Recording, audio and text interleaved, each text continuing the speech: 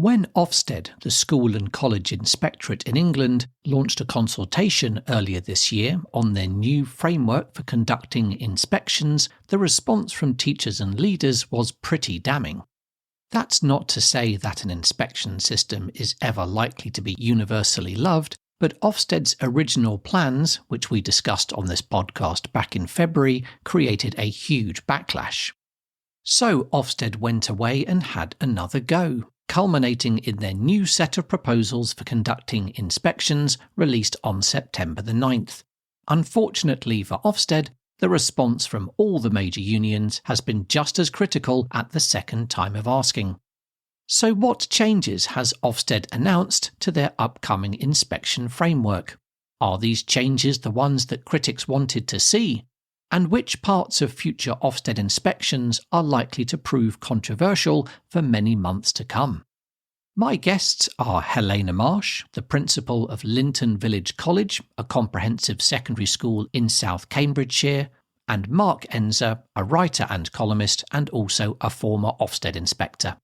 I'm Tom Richmond, and to understand why Ofsted's plans have not been well received by teachers and leaders, let's go inside your Ed.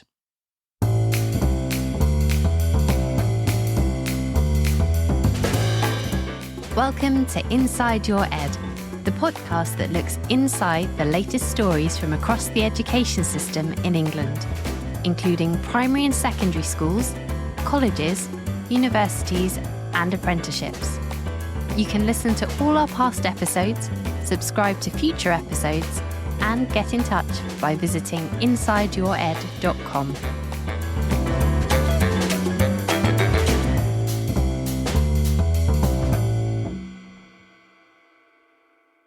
Just before we dive into our discussion of Ofsted's new proposals for how they will inspect schools, colleges, and other education settings, I wanted to help set the scene for listeners in terms of why these upcoming changes have attracted so much attention both within and outside the teaching profession, perhaps more so than new inspection frameworks have done in the past. Helena, as a school leader, why would you say that the profession sees this new inspection framework as such an important moment? I think given where it's come from, it's a real opportunity to reset the relationship between the education sector and the inspectorate to rebuild trust with the profession. And I think following the tragic death of Ruth Perry, the head teacher, following an unfavourable Ofsted outcome, it was a real watershed moment for the inspectorate to make substantial changes to its framework and way of operating. Okay, so just to remind our listeners, Ruth Perry was a head teacher who tragically committed suicide. I think it was a couple of years ago now. And so the teaching profession is looking at this new framework saying what changes need to be made. There's been a lot of conversation since Ruth Perry's tragic death about what changes would need to be made to make sure we never end up in that situation again. So the backdrop is not necessarily a very positive one at all. Mark, when you joined me on this podcast to assess Ofsted's planned changes to inspections earlier this year, we were certainly not short of things to discuss. So remind our listeners which aspects of Ofsted's proposed inspection framework were concerning to many teachers and leaders at the time. One of the first things that we talked about and that came up throughout our conversation was a real concern that the criteria that was being brought in was just very vague. So the language that's being used in the toolkit would lead to very subjective judgments, and there'd be a huge amount of variation depending on which inspection team you happen to get. And I don't think that's something that's really changed. I think when we look at the toolkit now, we still see language like sophisticated. That it's a sophisticated understanding. I think, well, what is that? How on earth is anyone going to judge if a leader's understanding of their curriculum is sophisticated or not? How do you know if it's strong or inconsistent? So I think that was a concern then, and I think it's still a concern now. Another concern that I certainly had at the time, and it was a concern that I heard from a lot of people, was around that subject specialist capacity. There's still judgments being made about the quality of the curriculum, and you can only do that with a curriculum lens. You need to know something about science to make a judgment about the quality of the science curriculum, or English, or history, or maths, or art, or technology. There's so many subjects with their own subject distinctiveness. And you need a real subject knowledge to get to grips with it. And now Ofsted has removed the curriculum unit I used to be part of. and doesn't seem to have been in any particular rush to replace the subject leads. Who's going to be training inspectors to make these judgments and to ensure there's some kind of consistency? How are they going to say with any kind of authority whether the history curriculum is well sequenced? How is that going to work? So I think that was a major concern.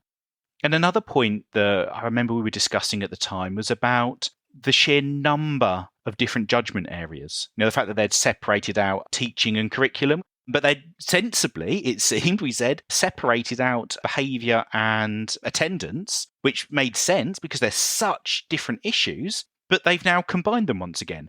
So some decisions seem to have been a bit of a step forward from the original release, whereas some seem to make a lot less sense and really don't seem to improve things at all. So we're coming into our conversation today with a very concerning backdrop about the well-being of teachers and the fact that Ofsted's proposed changes at the start of this year were not the kind of things which got teachers and leaders thinking that things were going to go well from the inspection team's perspective, with subjectivity and lack of specialist knowledge and perhaps asking inspectors to do too much. Let's then take a look at what Ofsted has said now. They've had a chance to rethink what they want to do with their supposedly new and improved plans, which came out at the start of this month. First things first, we have to talk about the 5-point grading scale. As our listeners may already know, we currently have a 4-point grading scale for Ofsted inspections. That's been expanded to 5 points. This 5-point scale received a lot of criticism when it was first proposed back in February. And here we are with the updated inspection plans, and the 5-point scale is still there. That said, there have been some tweaks to the names of the points on the 5-point scale. The lowest of the 5 points was previously called causing concern, but that has been renamed to urgent improvement. The second lowest point was called attention needed, but has been renamed needs attention. Not exactly a groundbreaking switch there. The middle point on the scale has changed from secure to expected standard. The second highest point has changed from strong to strong standard, if you can get your head around that. And the top point has changed from exemplary to exceptional. Helena, what do you make of these changes? Does this sound to you as though Ofsted has moved in the right direction with this new grading scale? In an answer, no. I mean, I'm an English teacher, so I understand the importance of lexical choices. And I recognise that in some regards, they've tried to make things less emotive. But in reality, whilst you have a very simplistic ranking scale, in some regards, it doesn't really matter what they're called, because what will happen is people will interpret from a school's positioning within that rank how they compare to other schools. And I think fundamentally it's a flawed system where you can take something so rich and complex as a school environment and try to distill it into a coloured blob and say that is a valid form of judgment. And I think while it may, from the feedback, have seemed popular with parents, there's a lot of trust from the parent body potentially in thinking, well, these are experts, they know what they're doing, they've created a rubric and a methodology, and now we're going to trust in that. And therefore, if they've decided that they're a shade of tangerine, then they must be. But I think we're really belying the fact that distilling everything that happens within a school building into very crude judgments really doesn't help. Yes, we've gone away from numbers and single word judgments into a colour palette, but what was flawed to begin with about the high stakes inspection system isn't really being addressed by that.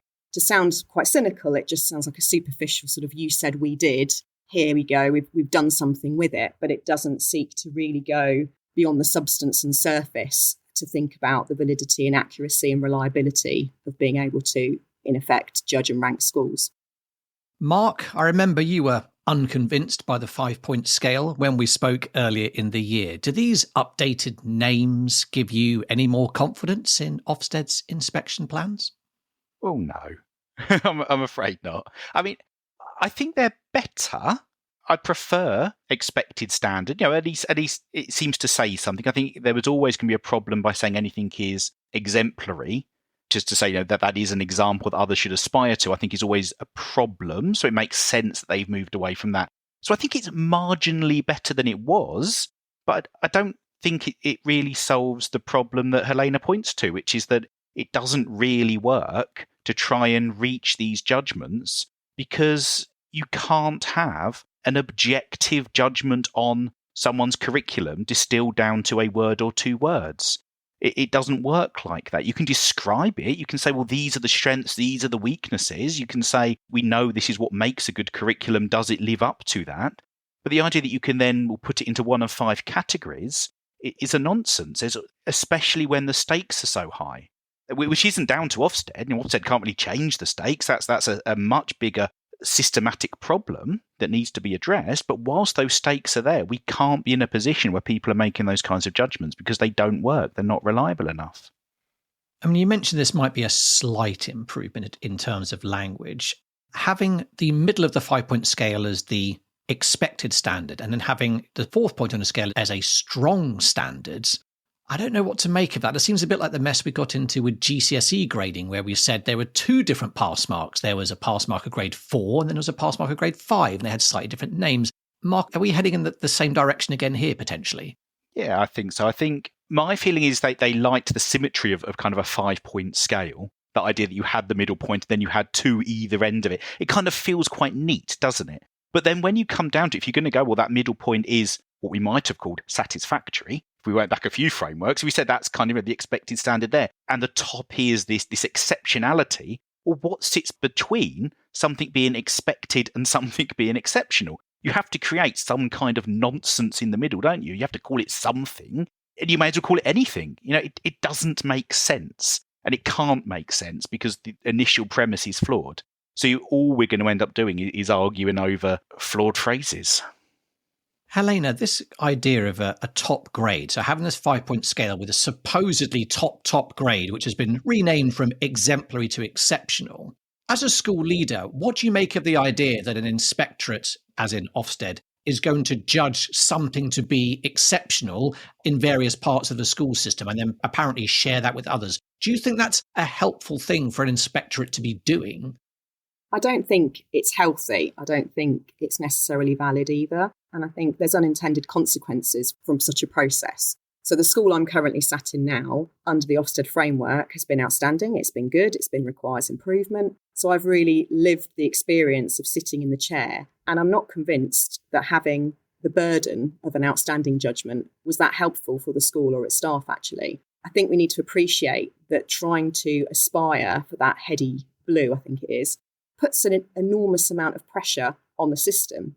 And if you're a well-performing school that's doing pretty well, there will be that push for saying, right, how are we going to prove exceptionality? What is it that we're going to do? There's going to be a whole industry of self-evaluation, of silver bullet training courses. And I think coming back to Mark's point earlier, what does any prospective student, parent, staff member want to know? They want to know, what's it like to work or attend this school? What are particular areas of strength? And you can describe that. You don't need to label it. You don't need to rank it. You don't need to colour code it. You can say this school is really exceptional at performing arts, and they've got lots of links with local industry, and they're doing some really innovative things with local playhouses, etc. You can describe all of that and give people a real flavour of what it's like to be at that school without turning it into a rubric and a judgment. And I think we just need to avoid, as much as possible, perverse incentives and everything that comes with them in trying to categorise. And I appreciate that comes from a place of wanting to put schools in a spreadsheet for a different purpose, to be able to intervene, to be able to broker support, for instance. I understand that, but we need to consider what the fallout is of every one of these decisions made and how it affects the school and the local community, how it can drive house prices, how it can change people's careers. All of these seemingly micro elements of a framework can have significant ramifications. Indeed, they can. Let's take a look at another aspect of Ofsted's plans, because there is a concern around the use of the 5-point scale, as we've just discussed. But as Mark, you mentioned at the beginning, one of the other changes we've seen from Ofsted's original plans to their new plans is around the number of different things they're going to inspect and apply this 5-point scale to. So originally, Ofsted had 8 inspection areas. That's now been shrunk down to 6. But that wasn't achieved by scrapping 2 different areas for inspection. What they've done instead is combined attendance and behaviour into a single judgment. They used to be separated, they're now combined. And they've also taken 2 other judgments, which were previously separate, the curriculum and teaching. They've been combined to 2, so we've gone from 8 areas to 6. Mark, if we're worried about the consistency of inspections. Is there an argument to say it's a good thing that we've gone from 8 areas to 6 so that at least in theory, the inspectors can spend more time on each of them and perhaps get to a more consistent judgment? Do you subscribe to that argument? No, I think there is an argument that it helps to have fewer areas, in part for the school, because as Helena mentioned, there is inevitably going to be push to have these kind of long self-evaluation forms to spell out each of those judgment areas, what's everyone done, aligned to the toolkits and so on. So in some ways, it does make sense to go, we need fewer areas to have to focus on. But the problem is, as you say, they haven't actually removed anything that they're going to be judging. They're still going to be looking at the same amount of things to do with curriculum and teaching. They've just lumped them together into one judgment area. And I think there's a stronger argument for putting those two together. It's very difficult to tease out teaching and curriculum. The way you teach is influenced by the curriculum. Your curriculum could be influenced by your teaching. They talk to each other. So it makes sense for them to stay together much as they are now. However, one of the only things that I saw as being positive in these reforms was separating out behaviour and attendance, because they have nothing really to do with each other. So trying to make some kind of judgment about a school whose behaviour might be exceptional in school, might be brilliant, people are absolutely buying into the culture and everything is glorious, but their attendance is atrocious, where do you land it? Is that then an expected standard because, their attendance is terrible but their behaviour is great, therefore we balance it out into the middle? How will that work? It doesn't make any sense. And what you have to do about behaviour is very different to what you have to do about attendance. You don't address them in the same way. I find it genuinely baffling. I just do not understand why they've put these two things back together when it made so much sense to separate them out. Helena, what do you make of this? You're going to have Ofsted inspectors in a not too distant future perhaps coming to judge you on a smaller number of areas, but we've got some things being put together that Mark doesn't think should be put together. Where do you stand on this? I think ultimately it could also be a superficial way of saying, look, we've listened, there are fewer now, but actually if we've just added the word and conflated them on the ground, I'm not sure that it's going to make a vast amount of difference to schools' experience of the new inspection framework. I agree with what Mark said about trying to distill curriculum away from teaching, and I agree with what he said about behaviour and attitudes. And I think we've also got to consider how it's going to feel for different sorts of schools. If I'm a school in a more deprived and challenging context, the behaviour and attitudes one, you can't get away from the fact it's more challenging to be at expected. If you've got more disadvantaged learners, if you've got more young carers, if you've got transportation issues. So I think we also need to recognise, whilst we can feel comfort from this idea of an expected standard, whose expected standard? A selective grammar school's expected standards? A PRU's expected standards? I think it's just trying to simplify something that is genuinely a lot more complex than we give it credit for. So I welcome clarity and succinctness in how school leaders can digest and interpret this, because what we don't want is a whole bandwagon of consultancy and money being thrown at how to pass your next Ofsted inspection. So if we can try to genuinely streamline the framework to enable school leaders to focus their energy on what's actually happening in their schools rather than explaining what's happening in their schools, that's welcome. But I think we really do need to consider how this is going to land in all different types of contexts. I think where they could have potentially reduced it, I know it feels like a good gesture to have a whole statement around inclusion, and that's been welcomed to a great extent by many in the education sector and beyond. I actually think that that's one they could have gotten rid of. It should be the golden thread of inspection. How does attendance and the way that you handle attendance show that you're an inclusive school? What about behaviour? What about the curriculum? I think it could end up being an add-on to an inspection framework. Now talk to me about inclusion, whereas actually if you're genuinely inclusive, that runs through the heart of everything that you do within your setting. And I don't think it points enough at, from what I gather so far, who isn't in the building. Because you can be inclusive with who attends your school, but are there any ways in which schools are excluding at the point of admissions so that we never actually see a fair reflection of that school's catchment area attending the school? So I think that's quite a complicated area that we can't just simplify in an inclusion box. You mentioned this point around context, which has been a very interesting area for Ofsted for the past few years, because the previous Chief Inspector, Amanda Spielman, was sometimes criticised for the fact that she said it is not Ofsted's job to take into account context. So when it comes to something like behaviour, their job is simply go into a school and judge what they see and leave and then publish the information that they found. That wasn't always very well received in the teaching profession, but it was exactly how Ofsted saw themselves. I think it's fair to say Martin Oliver, the new chief inspector, has taken a slightly different tone and really talked about taking context into account. But Helena, how do you see this relationship moving forward now with Ofsted? They're talking about inclusion a lot more, as you say, but schools do operate in such different contexts. Is it right, is it fair of the teaching profession to expect Ofsted to be able to accurately take into account that kind of context in every single inspection they do? How do you see this? I think it depends on the capacity of the inspectorate. If you've got a bigger team, maybe you can do a more intelligent piece of work in exploring and understanding a school's context. But I guess we don't want to weaponise in any way here. I'm not saying we should take context to account to say, right, your school can perform less well because you have a challenging context. It's quite a nuanced conversation, really. Neither can we try to pit schools against each other within the local community. So I'm a little bit nervous about the concept of, and how do you compare to your local neighbours? Because I think all that does is potentially build this competitive nature within a locality. And we just have to appreciate that education is not a competitive sport. We're not TripAdvisor. We need to create a system where every child can attend their local school and feel good about that. Not feel that they wish they'd got into the school down the road or feel a bit rubbish because their school isn't at expected standard. And so if we're going to have conversations about local context, it needs to incentivise collaboration and school-to-school partnership rather than potentially put schools against each other.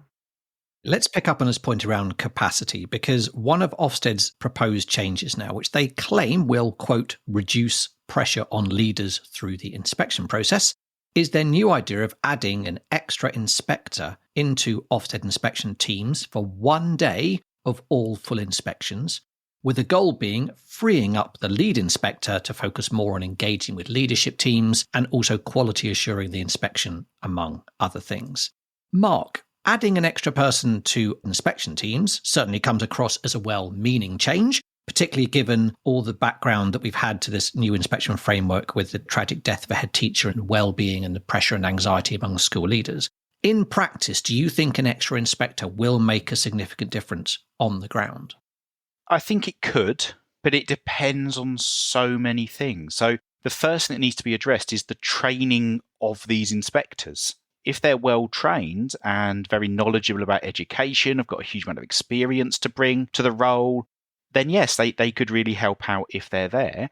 The problem is, if we go back to the toolkit, because the language is so vague, I can see a huge amount of everyone's time being spent debating, well, do we say the leader's understanding is sophisticated? That's just an extra person having an opinion on that. And the lead inspector having at the end of every single activity, having to go back to leaders in the school and say, well, we've been looking at this particular thing and this is where we think we are at the moment, and entering into some kind of debate about these very vague criteria. That's where the time's going to end up being spent.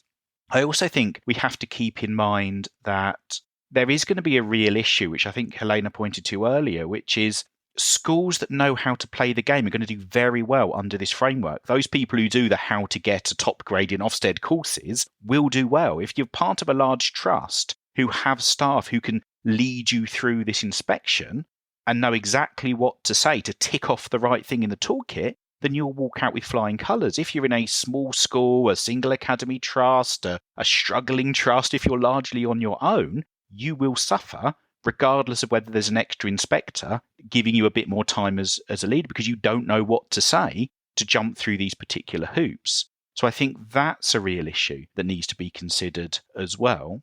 And then we also have to remember that Ofsted inspectors, they inspect, but they don't investigate. And I think this comes back to that point about inclusion. Having an additional inspector is only useful if they can genuinely go and find out what's happening in a school. And that takes real skill in order to do that, to kind of peel back all of these layers to find out what's happening, especially around issues like inclusion. Because otherwise, all you can do is take the leader's word for it. So if they say the right things, all you can really do is write down what the leader says. And you end up with a lot of inspectors who are just out with their set of pre-prepared questions, reading out the question, whatever the leader says they write down, and that's the evidence base. Now, if we take as an example things like off-rolling, and the new framework when it came out with its real emphasis on checking that schools were not off-rolling, and amazingly, not a single one has. No school off-rolls ever. But we don't really believe that, do we? We don't really believe that no school ever encourages a pupil not to attend that school, encourages them to go elsewhere. It happens, but Ofsted can't find it. And having an extra inspector milling around isn't going to solve that problem because they can't get the information that they need. All they can do is write down what leaders tell them, ultimately.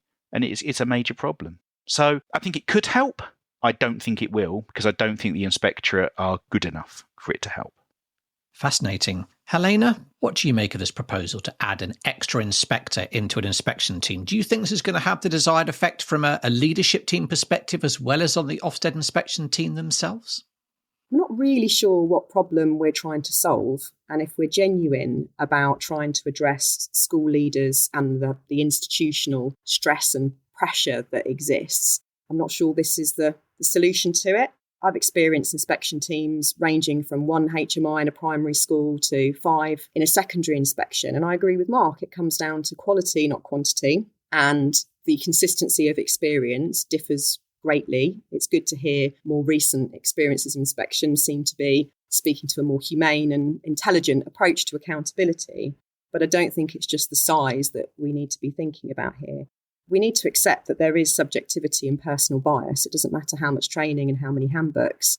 If you are inspected by a serving inspector who has a particular experience of school leadership themselves, they have to bring that with them to the inspection. They can't just leave that at the door and pretend that they haven't experienced and witnessed all the things that they have. So there will be bias, and we need to anticipate that. I think it could be one of those situations, a bit like when inspectors were trained in head teacher wellbeing, and they said, right, what you've got to do every hour is say to the head teacher, and are you okay? How is your wellbeing? It's well-intentioned, but it's quite tokenistic as a solution to something that's a lot deeper. Coming back to that high stakes cliff edge accountability, that's what leads to leaders in the window not sleeping, worrying, constantly questioning themselves. Am I doing the right thing? Is this good enough? Do I need one more document to prove it? That's where we really need to cut in and thinking about reshaping the culture. The only person's workload, I genuinely think this will help, is the HMI, the lead inspector, because they'll have someone else that they can deploy and direct to sort of harvest and gather more evidence for the inspection. So I'm not sure that we can say this is a definite welcome shift to really address the anxieties that the sector's facing. Okay, we are almost at the end of this episode, so it's time for my last question. Ofsted's original consultation at the start of this year did not go down well with teachers and leaders, and here we are with their final proposals, and the reaction has not been particularly positive, I think it's fair to say. Paul Whiteman, the General Secretary of the National Association of Head Teachers, said that Ofsted's plans, quote, speak of an inspectorate that has completely lost the trust of the profession, that has failed to properly listen to teachers and leaders. Pepe Diazio, General Secretary of the Association of School and College Leaders, said that it will not be possible for inspectors to reliably and consistently apply this new 5-point grading scale, even with fewer areas for inspection, and his union is now considering whether to recommend Ofsted inspectors among their membership should withdraw their services, as in stop conducting Ofsted inspections. The National Education Union General Secretary Daniel Kebede also said that Ofsted proposals will make things, quote, much worse, bringing more pressure for teachers and more ranking and competition. The unions, alongside Ruth Perry's sister, Julia Walters, have asked Education Secretary Bridget Phillipson to intervene and delay the return of inspections as a result of their concerns. To my mind, having all the major unions lined up like this in such a strong way does look like a worrying picture for lots of different reasons. But my question to you is, to what extent do you share the views expressed by the heads of these unions? Helena, how much do their views resonate with you? They do. I share some of those concerns around how much this is a real genuine reform. I think when there was the promise of the big listen as a profession, we were really looking for root and branch reform. And while there may have been some listening, I think the big listen has overpromised and underdelivered on actually making proper substantive change to the way that we inspect schools. The points that you were just making, I think, we need to go back to the Hippocratic Oath. First, do no harm. I agree with inspection. I agree with school accountability. There needs to be a robust way of making sure that all children get the great education they deserve. But it needs to be sustainable, and we can't just be having this short-termist view of taking snapshots of schools, labelling them and leaving. That's what we've had for the last couple of decades. It's had a real impact on our ability to recruit and retain teachers, leaders, head teachers, and we need to take proper stock and think about how can we reimagine inspections that can still give us an accurate lens on what it's like to attend a school, but without such punishing judgments that create high levels of stress and anxiety that actually do little to focus professionals' energies on the young people in front of them. Thank you, Helena. Mark, to what extent do you think these union leaders have got it right? I certainly agree it's been a missed opportunity. I think that's the saddest thing about it. When the previous framework, the EIF, came out, no inspection framework is going to be warmly received. No one's ever going to go and look at an inspection framework and go, oh, that's amazing, we're so glad that they're coming in. But generally, the changes that were there were seen as positive changes. It was seen as a move in the right direction. It was seen that they were looking at least the right things, if not always in the right way. So we had kind of a vague positive sense that things were going in the right direction. And all this latest change seems to have done is to add more confusion and more anxiety for school leaders and for everyone else in education. I don't see how it helps.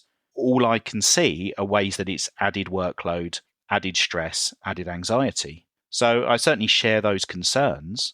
And I think what's really been missed, and this is the problem we keep having in education, is we never get the chance to take a step back and to think, well, what else needs to change to make this work?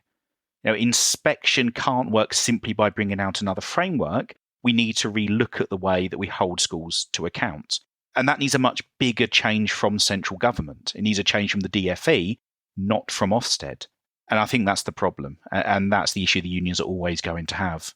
We've just missed this opportunity to work together to create something better. And I think a lot of us in the education world are to blame for that. I think a lot of us, including the unions, including governments, including Ofsted, including voices out there, needed to have come together to go, okay, what can we do differently?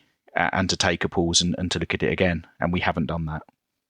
Thank you, Mark. And that brings us to the end of this episode. My thanks to Mark and Helena for sharing their analysis of the new inspection plans put forward by Ofsted.